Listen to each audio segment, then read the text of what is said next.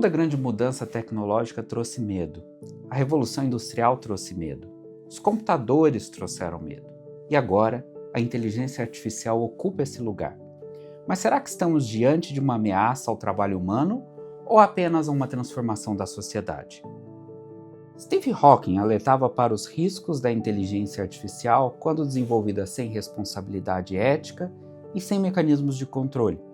Já Yuval Harari defende que vivemos em uma época de mudanças cada vez mais rápidas, em que a capacidade de adaptação e aprendizagem contínua se torna essencial. A partir dessas reflexões, buscamos compreender não apenas os impactos da inteligência artificial em cada uma das profissões, mas também como os seres humanos estão reagindo a essa transformação. Se assusta porque ele está vendo algo extremamente novo na qual a gente não tem repertório. Como isso acontece, quando a gente se lida com o novo, com o não saber, a gente fantasia. E como a gente fantasia, a gente sempre fantasia o cenário mais negativo, mais pessimista. Que não deixa, nem por isso é menos possível. Não sei o quão isso está perto ou longe de acontecer, mesmo entendendo que, não deixa de ser possível, A gente precisa lembrar que aquilo que é possível nem sempre é provável. Muitas pessoas enxergam a inteligência artificial como uma forma de substituir os seres humanos. Mas será mesmo que os seres humanos eles são substituíveis a esse nível? Um matemático ele deixou de entender a matemática pelo fato da invenção da calculadora? Talvez devemos mudar o ponto de vista em relação com as tecnologias atuais e perceber que elas não são uma forma de substituir a gente, mas sim uma forma de aprimorar os nossos conhecimentos. Acho que as IAs estejam entrando, elas entram como ferramentas, não substitutos de profissionais.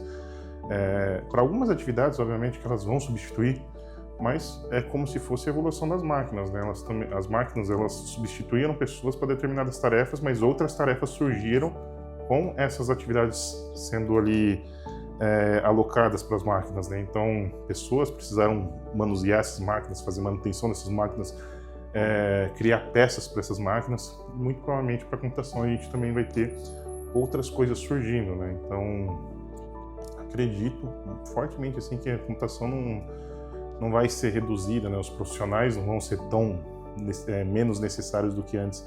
Esse mesmo indivíduo que se angustia nesse não saber, nessa preocupação com o futuro, é o mesmo indivíduo que pergunta para essa mesma inteligência o que vai ser o futuro dele. Então a gente tem uma relação muito ambivalente. Eu me assusto com a possibilidade como isso está se encaminhando no mundo, mas ao mesmo tempo eu quero fazer terapia com isso. Eu me assusto como esse outro está pensando, e eu quando vou fazer um trabalho acadêmico eu me reporto a ele. Você vê que há uma ambivalência ali, Eu quero e não quero, eu gosto e não gosto, eu rechaço, mas eu quero usar, A história mostra que novas ferramentas costumam transformar a maneira como nós trabalhamos. Nem sempre elas eliminam conhecimento ou profissões. Muitas vezes, elas exigem novas formas de utilizar aquilo que já sabemos.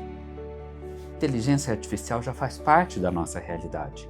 Ela já transforma profissões, modificando a forma como aprendemos e influenciando as nossas relações com o conhecimento.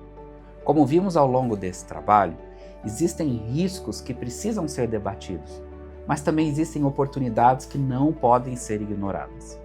O futuro provavelmente não será definido apenas pela tecnologia. Será definido pela forma como nós, seres humanos, escolhemos utilizá-la. Entre o medo e a adaptação, talvez o verdadeiro desafio seja aprender a evoluir sem abrir mão daquilo que nos torna humanos: a criatividade, a consciência, a ética e a capacidade de pensar criticamente.